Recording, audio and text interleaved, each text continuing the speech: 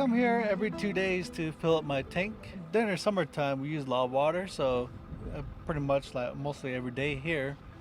This is one of the few places in Monument Valley area that offers free water to local residents without any running water. And in summer, because the demand is very high, so sometimes you can see a line of cars down the road waiting hours to get free water.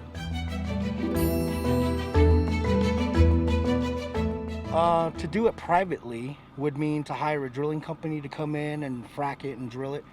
That's usually around $10,000. I know, I've checked.